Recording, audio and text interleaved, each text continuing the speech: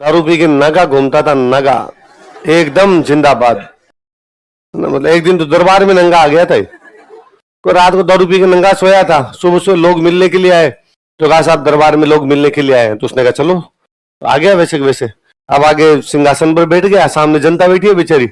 अब जनता इसको देख देख के हंसी, और ये उनको पूछे भाई हंसी किस बात की आ रही है। अब बादशाह कौन क्या कहे, अरे सर यूं ही आ रही, नहीं नहीं बताओ किस बात की हंसी आ रही। तो एक आधे ने किसी ने यूं हिम्मत करके कहा कि सर नीचे तो देखो, तो यूं देखा समझ में आ गया अपने नगे आगे।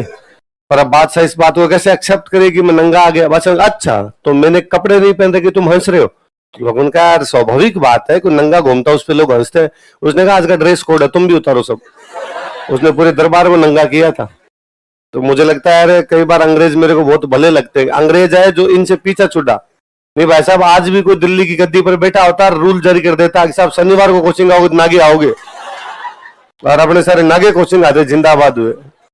पर फिर मैं सोचता हूँ कि यार अंग्रेज नहीं आते तो कोचिंग भी कहाँ होती है ना, कोचिंग भी होती नहीं होती, ये भी कोई आवश्यकता नहीं थी। राजाओं का राज पड़ा रहता, क्या पता अब भी। एक दिन मैं किसी क्लास में पढ़ा रहा था, मैंने कहा यार अब तक भी राजाओं का राज होता। तो एक लड़के ने कहा सर फिर आप तो पक्का ही राजा था। मैं है मुझे मेरा पता है, मैं बीकानेर में हमारे जूनागढ़ के आगे भाला लेके खड़ा रहता। राजा की तरफ से कभी आदेश मिलता कि आक्रमण, टूट पड़ते भाई साहब, जो पीछे है वो सती हो जाती। यही है और तो क्या होता। तो आप राजी हो या कीजिए, अंग्रेजों को थैंक यू बोला कीजिए कि अंग्रेज आए तो अपने राजाओं का राज क्या हो गया सब। वरना मोहम्मद शाह रंगीला टाइप की होती दिक्कत हो जाती है भाई साहब। तो मैंने दिन कहा कि भाई कितना भी राजतंत्र अच्छा हो लेकिन लोकतंत्र से कभी भी अच्छा नहीं होता। लोकतंत्र ने बहुत कुछ दिया है हमें, लोकतंत्र है इसलिए आज हम खिलखिला के हंस रहे हैं। ऐसा मैंने कई बातें की। तो एक स्टूडेंट खड़े और उन्होंने कहा सर ऐसा कोई राजतंत्र भी बुरा नहीं था, और आप ये राजतंत्र की एकदम बुराई कर रहे हो और लोकतंत्र की अच्छी बात बता रहे हो। तो मैंने कहा सॉरी यार मैं थोड़ा एक्सट्रीम बोल गया, और मैंने कह दिया भाई राजतंत्र कितना भी अच्छा हो जाए तो भी लोकतंत्र से तो बुरा ही होता है। मैं इस बात को थोड़ा यार ठीक कर देता हूं, मैं कह देता हूं भाई राजतंत्र भी कभी अच्छा होता है, लोकतंत्र भी कभी कभी थोड़ा बुरा होता है, पर फिर भी लोकतंत्र हमेशा राजतंत्र की अपेक्षा क्या होता है, थोड़ा अच्छा होता है। पर यार लोकतंत्र ना एक सबसे बड़ी ताकत देता है, वो बोलने की शक्ति देता है। और मैं अभी मैंने ये कहा कि राजतंत्र बुरा होता है, लोकतंत्र अच्छा होता है, तू हाथों हाथ खड़ा हो गया, और हाथों हाथ खड़ा होकर तूने कहा कि नहीं सर आप गलत बोल रहे हो। मगर ये राजतंत्र होता ना, मैं जीभ काट लेता तेरी। ये जो तू बोल के जो खड़ा होके बोला था ना मेरे खिलाफ, ये ताकत कौन देता है, लोकतंत्र देता है। तो दिल्ली का बादशाह कौन था। अब जब बादशाह ऐसे होंगे तो कौन टैक्स देगा इनको। तो औरंगजेब के मरने के बाद दिल्ली के आसपास के इलाकों के टैक्स आने बंद हो गए थे, तो अपने भरतपुर वालों ने टैक्स देना बंद कर दिया। किसने, भरतपुर वालों तो औरंगजेब के टाइम में देना बंद कर दिया था। और औरंगजेब के टाइम में फिर भी औरंगजेब ने जबरदस्ती कर कुरा के कोशिश करने की कोशिश की थी, लेकिन अब तो उनको कोई टैक्स नहीं मिल रहा। और मोहम्मद शाह रंगीला तक आते आते तो भरतपुर वाले उल्टे मुगलों से लेने लग गए कि तुम्हारे इधर से गाड़ियां जाएगी तब तुम हमें क्या दोगे, टैक्स। तो मोहम्मद शाह रंगीला सवाई जयसिंह को भेजता है, भाई राजस्थान का मैटर है तुम्हारे भरतपुर का, तुम देखो यार थोड़ा। भरतपुर में सवाई जयसिंह आता आके देखता है दो भाई लड़ रहे हैं आपस में। एक भाई का नाम है मोहकम सिंह, क्या नाम है, क्या नाम था भाई का, मोहकम। ये राजा बना हुआ है, और इसका छोटा भाई राजा बनना चाहता है, उसका नाम है बदन सिंह। क्या नाम है, सवाई जयसिंह को लगा ठीक है यार भाइयों भाइयों में फूट है। सवाई जयसिंह ने बदन सिंह को कहा कि यदि मैं तेरे को राजा बना दूं तो बदन सिंह ने कहा ठीक है सर, फिर अपने दोनों दोस्त है, आप कहोगे वैसे कर लेंगे। तो सवाई जयसिंह ने किसको सपोर्ट किया, बदन सिंह, और इसे डीग का राजा बनाया। कहां का राजा, तब भरतपुर नहीं हुआ करता था, क्या था, डीग। तो डीग का राजा बनाया और ब्रिज राज की उपाधि दी। क्या उपाधि दी, अपने भरतपुर वाले इलाके को क्या बोलते हैं, ब्रिज, इसलिए क्या उपाधि दी। तो अब सवाई जयसिंह बदन सिंह दोस्त हो गए, तो इधर जो मुगलों की जो उनके क्षेत्रों में लूटपाट हो रही थी, लूटपाट क्या हो गई, बंद। वापस गया, उसने जाके मोहम्मद शाह रंगीला को कहा कि भाई डन, भरतपुर में अब अपने खिलाफ कोई भी मैटर नहीं है। तो मोहम्मद शाह रंगीला ने इसको एक उपाधि दी थी, राज राजेश्वर। क्या उपाधि दी, कि भाई तो ऐसा राजा है जो राजाओं को बनाता है, राजाओं को बनाने वाला राजा, इसलिए क्या उपाधि हो गई। कहां का विद्रोह सुलझाने के कारण, भरतपुर में कौन कौन भाई लड़ रहे थे, सवाई जयसिंह किसका सपोर्ट करता है, कौन सी जागीर देता है, कौन सी उपाधि देता है, इसलिए मोहम्मद शाह रंगीला ने सवाई जयसिंह को क्या कहा था, लिख लो, हुआ है मंदसौर का युद्ध, कौन जीत गए, इसका मतलब सवाई जयसिंह हार गया। अब सवाई जयसिंह आया संग्राम सिंह सेकंड के पास, किसके पास है, संग्राम सिंह सेकंड के पास, और आगे कहा साहब मराठों ने कहां कब्जा कर लिया है, मालवा। संग्राम सिंह ने कहा हाँ मेरे से अभी अभी चौथ लेके गए हैं। तो हम सब मिलके उनके खिलाफ क्या बुलाते हैं, हुरडा सम्मेलन। इसलिए हुरडा सम्मेलन कब बुलाया गया? संग्राम सिंह तो मर गया, तो उसकी अध्यक्षता किसने की? जगत सिंह सेकंड। और कहा गया कि सभी राजा मराठों के खिलाफ एक दूसरे की वर्षा ऋतु समाप्त होने के बाद कहां किया जाएगा? कहां? देख लो तीसरा युद्ध। तीसरा कौन सा है? मैंने कहा था एक ही आदमी लड़ने के लिए गया था, मराठों ने कूट पीट के निकाल दिया था। लिख लो मराठा। फाइनली मराठों ने कहां कब्जा कर लिया? मालवा। जब मराठों ने मालवा कब्जा कर लिया तब मराठे दिल्ली गए। दिल्ली जाके मोहम्मद शाह रंगीला को कहा चौथ दे।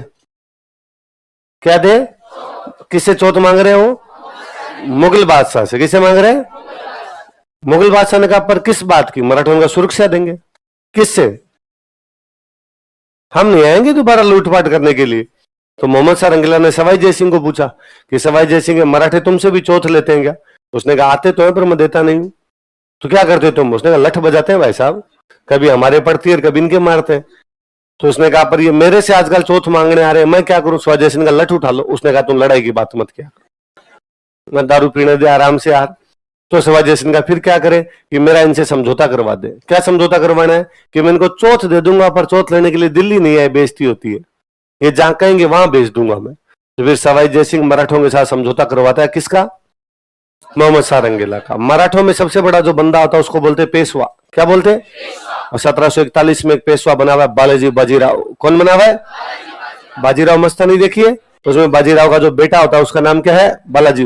प्रियंका चोपड़ा का जो बड़ा बेटा है, प्रियंका चोपड़ा खिलाती रहती है उसको, नाना नाना बोलती रहती है। जो लास्ट में दीपिका पादुकोण को गिरफ्तार करता है उसका नाम क्या है? बालाजी बाजीराव। क्या नाम था? बालाजी बाजीराव आया होता अपने धौलपुर। कहाँ आया हुआ है? तो बाद में धौलपुर में समझौता होता है सवाई जय सिंह के और बालाजी बाजीराव के बीच में। सवाई जय सिंह किसकी तरफ से बातचीत कर रहा है? सवाल पूछ रहे, स्क्रीन गायब हो गई, देखना कुछ। पर आप पॉलिटिकल बातें देखेंगे तो देखेंगे कि उसे मुगल बादशाह ने हटा दिया था। आजम मोहज्जम की लड़ाई में आजम की तरफ था, इसलिए मोहज्जम हटा देता है और वो खुद के दम पर देवारी का समझौता करता है और मेवाड़ मारवाड़ वालों को साथ लेके अपने आमेर पर क्या करता है? वापस से कब्जा। भरतपुर में राजा कौन बनेगा कौन तय कर रहा है? सवाई जय सिंह। बूंदी में राजा कौन बनेगा? सवाई जय सिंह। बीकानेर जोधपुर वालों की पंचायती कौन करे? सवाई जय सिंह। मुगलों मराठों की पंचायती कौन करे? सवाई जय सिंह। उनमें लड़ाई भी करनी हो तो कौन जाए? सवाई जय सिंह। और समझौते भी करने हो तो अपने टाइम का बड़ा पावरफुल राजा। पर इससे भी ज्यादा अच्छी इसकी सांस्कृतिक उपलब्धियां लिखो कल्चरल में तैयारी करने के लिए है जब आरएस वाली, तो ये फैक्ट पढ़ना शुरू किया कि सवाई जय सिंह अंतिम हिंदू राजा था जिसने अश्वमेध यज्ञ करवाया था। लगा हाँ यार अश्वमेध यज्ञ तो बड़ा यज्ञ होता है, इसके बाद तो किसने करवाया होगा? बड़ा राजा। दो फैक्ट की सवाई जय सिंह अंतिम हिंदू राजा जिसने अश्वमेध यज्ञ का आयोजन करवाया, जिसके यज्ञ का पुरोहित पुंडरीक रत्नाकर था और यज्ञ के घोड़े को दीप सिंह कुंभानी ने पकड़ लिया। मेरे दिमाग में सवाल दूसरे आते। मेरे दिमाग में सवाल यह था कि यदि सवाई जय सिंह ने यज्ञ करवाया और घोड़ा छोड़ा तो घोड़ा कहां कहां गया था? फिर राजस्थान के कौन कौन से भूभाग पे सवाई जय सिंह का कब्जा हो गया था? अश्वमेध यज्ञ का सिद्धांत कहता है जहां जहां पर घोड़ा जाएगा वो जगह हमारी है। उससे भी बड़ा सवाल मेरे दिमाग में यह था कि घोड़ा अपने बीकानेर की तरफ आया था कि नहीं आया था? और यदि बीकानेर की तरफ आया था तो ऐसा कौन राजा था इसने यज्ञ के घोड़े को पकड़ने की कोशिश भी नहीं? हार जीत अलग की बात है, पकड़ते तो सही, मर जाते ज्यादा ज्यादा और क्या होता, पर घोड़ा ऐसे इलाके में से कैसे जा सकता है? फिर तीसरा दिमाग में था कि दीप सिंह कुंभानी कौन है? ये कहां का राजा है? कौन था जिसने इस प्रकार घोड़ा पकड़ लिया? पर इन सवालों के कोई जवाब नहीं। मैंने किसी सीनियर से पूछा तो उसने कहा तू पंचायती मत किया अगर याद कर ले, क्वेश्चन ये आएगा कि यज्ञ का आयोजन किसने करवाया? सवाई जय सिंह। पुरोहित जी कौन थे? पुंडरीक रत्नाकर। घोड़ा किसने पकड़ा? दीप सिंह कुंभानी। खत्म कर, चिल मार, आगे बढ़ यार, क्यों इसमें पीछे पड़ा है? पर कई बार क्योंकि कोई दिमाग टक टक टक पटक करने लगती है दिमाग में चीज तो वो निकलती नहीं, पर कोई जवाब नहीं, तो अपने भूल भाल गए। वो प्री हो गया, मेंस हो गया। थोड़े शांति काल का सा समय चल रहा था, मेरे को नोवेल पढ़ने का शौक, तो मैं उन दिनों में राजस्थानी की नॉवेल्स पढ़ूं। एक दिन को राजस्थानी किताब पढ़ रहा था और उस किताब में एक कहानी आई, अश्वमेध्रो स्वांग।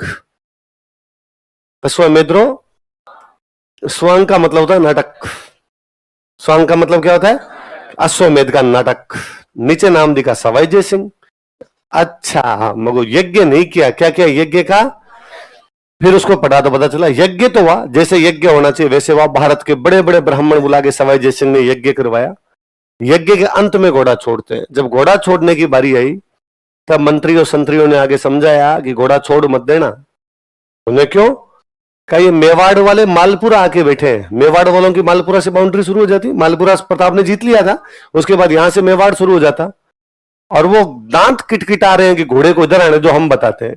सवाई जयसिंह की मेवाड़ वालों की समय बन नहीं रही थी। कारण यह था कि देबारी समझौते में सवाई जयसिंह कह के आया था कि मैं चंद्र कंवर के बेटे को अगला राजा बनाऊंगा। अब वो मना कर रहा था। अब कह रहा था चंद्र कंवर के बेटे को नहीं बनाऊंगा, सूरज कंवर वाले को बनाऊंगा। अगले के चांद थी तो सूरज भी तो थी। एक रानी चंद्र कंवर है तो एक रानी कौन है? कई चांद सूरज थी अगले के। दूसरे का सूरज कंवर वाले को बनाएंगे। क्यों बनाए चांद कंवर वाले को? इधर कहा कि इधर अभय सिंह जो है वो सांबर की झील के पास आके बैठा है। अभय सिंह जोधपुर का राजा, सांबर के बाद में जोधपुर शुरू हो जाता। अभय सिंह नाराज चल रहा है क्योंकि वो सहायता कर रहा है गंगवाड़े युद्ध में किसकी? बीकानेर वालों की। तो कहा इधर अभय सिंह बैठा है मारवाड़ का, उधर जगत सिंह सेकंड बैठा है मेवाड़ का। और यदि घोड़ा इधर चला गया ना, ये पकड़ के युद्ध करेंगे। और कल को यदि दोनों एक हो गए तो जयपुर पे कब्जा कर लेंगे। तो सवाई जयसिंह का तो क्या किया जाए, घोड़ा तो छोड़ना ही होता है। तो किसी मंत्री जी ने सलाह दी कि जयपुर के गेट करो बंद, घोड़ा छोड़ दो। तो जयपुर का गेट बंद किया गया और घोड़ा छोड़ दिया गया। अब बेचारा घोड़ा चल रहा है, पीछे सवाई जयसिंह हाथी पे बैठ के चल रहा है, पीछे सेना चल रही है और घोषणा हो रही है जो कोई घोड़े को पकड़ लेगा उसको नेस्तनाबूद कर दिया जाएगा। यज्ञ के घोड़े को कोई हाथ न गाले, जहां जहां से घोड़ा जाएगा वो जमीन राजा की होगी। तो राजा की है कहां से होगी? अब घोड़ा बापड़ा अजमेरी गेट आया, गेट बंद तो मुड़ गया। संगदेरी गेट, घाट गेट, चांदपोल, सूरजपोल, जोरावर सिंह गेट, किशनपोल, अंदर अंदर अंदर अंदर घोड़ा घूमे। तो वो जो सैनिक पीछे चल रहे थे कछवाहा ही थे, राजा का ही वंश के ज्यादातर सैनिक होते। उनमें एक सैनिक है, उसका नाम है दीप सिंह कुंभाणी। क्या नाम है? इस कुंभाणी परिवार के 25 लोग फौज के अंदर थे। उस दीप सिंह से बेचारी से रहा नहीं गया और उसको लगा कि यार कछवाहे भगवान राम के बेटे कुश के वंशज है। और ऐसा कहा जाता है कि राम जी ने जब यज्ञ करवाया था, यज्ञ का घोड़ा छोड़ा था, तो उस घोड़े को लव कुश ने पकड़ा था। और लव कुश ने क्या लड़ाई लड़ी थी कि लक्ष्मण, भरत, शत्रुघ्न, हनुमान जी जीते गए थे, सबको भगाया था उन्होंने, ढंग से हराया था। उसने राम जी को हराते वो तो माँ सीता बीच में आगे, तो माँ सीता ने कहा क्या करे तुम्हारे पापा? उनका पापा है क्या? आपने आगे बता दिया वरना पकड़ लेते हम पापा को अभी। तो एक तो वो यार लवकुश थे जिन्होंने यज्ञ का घोड़ा पकड़ा। एक ये कुश का वंश रघुवंश तिलक राजा धीराज सवाई जयसिंह हाथी के ऊपर बैठ के अपने ही शहर के दरवाजे बंद करवा के कह रहा है जो कोई घोड़े को पकड़ लेगा उसके साथ ये किया जाएगा। कौन पकड़े इसके राज में? खुद के राज में घोड़ा कौन पकड़े? और उससे बेचारे से रहा नहीं गया। उसने अपने जो बाकी साथी थे, अपने जो घर वाले थे, उनसे आंखों आंखों में बात की। जैसे ही उसका घर आया उसने घोड़े को पकड़ा, अपने घर में घुस गया। मंत्री और संतरियों को लगा कि यार ये घोड़े को पानी वानी पिलाने के लिए लेके जाता होगा। तो उन्होंने कहा अरे पानी पिलाने की कोई आवश्यकता नहीं है, एक बार थोड़ा और चलने दे। उसने मैं थप्पड़ मारूंगा। सुबह से लगे हुए घोड़े को ले जाने के लिए, जो कोई घोड़े को पकड़ लेगा, जो कोई घोड़े को पकड़ लेगा तुम्हें पिला दूंगा मैं पानी। शर्म नहीं आती तुम्हें? घोड़े को जयपुर के अंदर घुमा के और कह रहे हो कि घोड़े को पकड़ लेगा उसके साथ ये कर देंगे। लो मैंने पकड़ लिया, करना है तो कुछ कर दो। लोगों ने जाके समझाया कि तू पकड़ क्यों रहा है, तो तेरा क्या लेता है? राजा कहीं घुमाए, भले गेट बंद करके घुमाए, भले गेट खोल के घुमाए। उसने कहा ना, यदि साहब किसी ने घोड़ा नहीं पकड़ा ना तो कल को राजा लिखवाएगा कि साहब मैंने घोड़ा छोड़ा था, घोड़े को पकड़ने के लिए धरती पर कोई पैदा भी, तो तू पकड़ के भी क्या कर लेगा? तूने घोड़ा पकड़ लिया लेकिन अभी तो मार देंगे घोड़े को, तेरे को मार देंगे पकड़ के और घोड़ा वापस उड़ा के लेके चले जाएंगे। उसने कहा नहीं, भले ही मार दे, मैं लड़ लूंगा लेकिन मैं घोड़ा छोड़ूंगा नहीं। वो लड़ा, लड़ता हुआ मारा गया 25 परिवार, लेकिन उसने घोड़े को पकड़ लिया था। बंदा कौन था? लोगों ने कहा था कि तेरे को क्या मिल जाएगा। उसने कुछ मिले नहीं मिले, लेकिन एक दिन 3:57 पर मेरी 5 मिनट तक बातें की जाएगी कि यज्ञ का घोड़ा किसने पकड़ा था? दीप सिंह कुंभा। तो आपको याद रहेगा। तो कभी कोई आपसे भी कहीं वो देखो लिखा हुआ, कोई आपसे पूछे कि अंतिम हिंदू सम्राट कौन था जिसने अश्वमेध यज्ञ का आयोजन करवाया, आप सवाई जय सिंह गणा पर मन ही मन मुस्कुराना कि हमें मालूम है जन्नत की हकीकत, दिल को खुश रखने के लिए ख्याल अच्छा है गालिब। क्या है? हमें भी मालूम है जन्नत की हकीकत। बोलो, हमें भी मालूम है जन्नत की, दिल को बहलाने के लिए ख्याल अच्छा है गालिब। बोलो, ये बारे कहता है हकीकत तो अपने को बता दो, फिर भी अपने राजी होते रहते हैं। तो बस वो की वो बात है। तो सवाई जय सिंह ने कौन सा यज्ञ करवाया? किसने किया? पुंडरीक रत्नाकर पंडित जी करेंगे, नाम बोलो। और घोड़ा किसने पकड़ा? बस ये एक ब्लंडर जरूर है सवाई जयसिंह का। इसके अलावा सवाई जयसिंह आगे जितने भी कार्य है लाजवाब है। मुझे नहीं लगता सवाई जयसिंह जैसा कोई राजा राजस्थान में पैदा हुआ होगा जितने इतनी अच्छी कल्चरल एक्टिविटी को बढ़ावा दिया था। देखो स्थापत्य कला, आर्किटेक्चर, अच्छी बात है ना। इसलिए आज अपने देखते हैं कि आपको चलता आनिया बानिया भाई साहब साधु बन जाता है, फिर हम थोड़े दिनों में पढ़ लेते हैं भाई साहब पकड़े गए, कांड कर दिया बाबा जी ने, है ना। वरना आप जब सन्यास ही धारण कर लो, सन्यास बहुत बड़ी चीज है भाई। सन्यास का मतलब है आपको जीवन की तमाम सच्चाइयों से अवगत हो चुके हो, अब आपको कुछ भी जानना बाकी नहीं। अब आप परलोक की बातें, आत्मा, शरीर से बाहर की बातें, वो बातें करते हो। सन्यास धारण कर लिया उसके बावजूद भी यदि आपके अंदर वो कंट्रोल समाप्त नहीं हुआ है, वो दूसरी चीजें अभी भी आपके दिमाग के अंदर आती है, इसका मतलब आप सन्यासी तो नहीं हो। तो आप सन्यास के अंदर एक आम आदमी गलत काम करता है ना, तो एक आम आदमी सजा पालेगा। एक सन्यासी गलत काम करता है ना, इसे समाज में गलत एग्जाम्पल सेट होते हैं। इसलिए वो बंदा चाहता है कि नहीं, सन्यासी वो जो समाज को लीड करता है, सन्यासी वह जो समाज को दिशा दिखाता है। आपका लीडर गलत काम नहीं करना चाहिए। आम आदमी तो गलत काम करते आए थे, गलत काम करेंगे, हम कम ज्यादा कर सकते हैं उनको, अंदर उनको सजा दे सकते हैं और कर सकते हैं। पर सन्यासी यदि ऐसी बात करेगा तो बाद में उसमें समाज में गलत एग्जाम्पल सेट होंगे, फिर लोग सन्यास पर विश्वास नहीं करेंगे। सन्यास हमारी बहुत ऊंची एक चीज है, इसलिए उसका विश्वास बनाए रखने के लिए यदि कोई गलत तरीके से चला गया तो वापस क्या बन जाओ, गृहस्थ बन जाओ, गृहस्थी की तरफ आ जाओ, कोई दिक्कत ही नहीं है। रहने खाने पीने की व्यवस्था मैं करता हूं तुम्हारे लिए, कौन सा गांव बचाता हूं। तो सवाई जयसिंह के सारे काम जोरदार है, पर सवाई जयसिंह लास्ट में फिर एक ब्लंडर कर गए। देवारी समझौता कहता है चंद्र कंवर का बेटा राजा बनना चाहिए। चंद्र कंवर का बेटा था माधो सिंह, कौन था, पर सवाई जयसिंह माधो सिंह को राजा नहीं बना के गया, अपने दूसरे बेटे को राजा बनाया गया, ईश्वरी सिंह। किसको बनाया गया, फिर ये भाई भाई लड़े आपस में, कौन कौन, लिखो। सवाई जय सिंह बूंदी में किसको सपोर्ट कर रहा था, दलेल सिंह। तो ईश्वरी सिंह भी किसको सपोर्ट कर रहा, दलेल सिंह। पर अब ईश्वरी सिंह हार गया, तब कहा तुम दलेल सिंह को सपोर्ट करोगे नहीं। तो यदि दलेल सिंह को सपोर्ट नहीं करोगे तो फिर बूंदी में राजा कौन बन जाएगा, उमेद सिंह। तो कोई मिला के कहा गया उमेद सिंह कहां का राजा, अब बूंदी। देखो, उमेद सिंह को बूंदी का राजा मान लिया गया। Umed Singh was considered as king of Bundi. Umed Singh को बूंदी का राजा मान लिया गया। Umed Singh is considered as king of Bundi.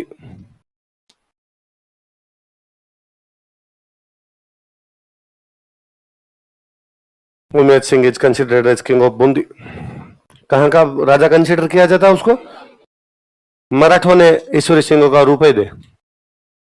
तो ईश्वरी सिंह का मैं किस बात के दूं, भैया की तरफ से लड़े थे, माधो सिंह ले लोगे, वो तो ले लिए, पर लड़े थे तेरे चक्कर में। तू नहीं लड़ता तो हम इतनी दूर से क्यों आते। युद्ध हर जाना दे, क्या दे हमें, मराठों का सीधा सिस्टम था, जिसकी तरफ से लड़ते उससे लेते, फिर जिसको हराते उससे लेते। कि तेरे चक्कर में युद्ध हुआ था, हमें युद्ध का हार जाना समझते हो, कंपनसिएशन, कंपनसेट किया जाए हमें। लिखो, मराठों को युद्ध हर जाना दिया गया, war compensation was given to Marathas. मराठों को युद्ध हर जाना दिया गया, war compensation was given to Marathas.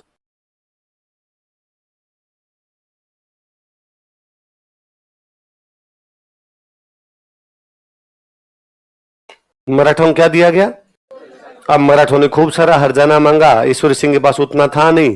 तो ईश्वरी सिंह ने कहा एक बार तुम मेरे से डाउन पेमेंट ले जाओ, बाकी किस्तों में ले जाना। तो मराठे एक किस्त ले गए, दूसरी किस्त लेने के लिए आए। ईश्वरी सिंह ने कहा भाई इस बार हमारे अकाल पड़ा हुआ है, मेरे पास है नहीं, थोड़े दिन बाद लेके जाना। मराठों ने कहा नहीं, हम जयपुर घेर के बैठे, 3 दिन का टाइम है, राजी मते दे तो दे दे, वरना हम जयपुर को लूटेंगे। और ईश्वरी सिंह को लगा गया अरे यार इन मराठों की थी औकात, मेरे पापा ने कभी इनको नाहरगढ़ के इधर नहीं क्रॉस करने दिया, मैंने खुद ने इनको राजमहल के उसमें भगा भगा के मारा है। एक युद्ध क्या हारे बगरू में, ये मेरे से युद्ध हरजाना लेने के लिए जयपुर के अंदर आके लूटपाट की धमकी दे रहे हैं। और उस बंदे को लगा कि ये दुनिया, ये महफिल अब काम की, सुसाइड कर लेता हो। लिखो, मराठों ने युद्ध हर जाने के लिए परेशान किया, Maratha tortured for war compensation. मराठों ने युद्ध हर जाने के लिए परेशान किया, Maratha tortured for war compensation. मराठों ने युद्ध हर जाने के लिए परेशान किया, Maratha tortured for war compensation. अतः ईश्वरी सिंह ने आत्महत्या कर ली। सो ईश्वरी सिंह कमिटेड सुसाइड। अतः ईश्वरी सिंह ने आत्महत्या कर ली।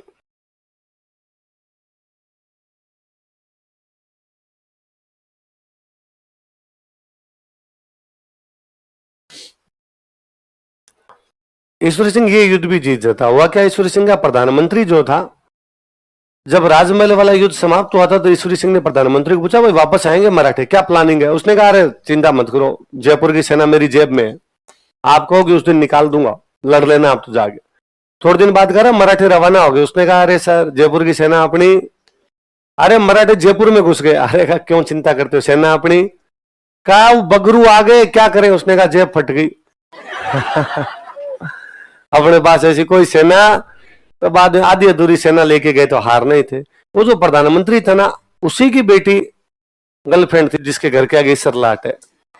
तो मुझे लगता है वो बदला ले गया। उसने कहा भाई साहब अच्छा वहां इसरलाट बनाओगे, लो मैं सेना दूंगा तुम्हें।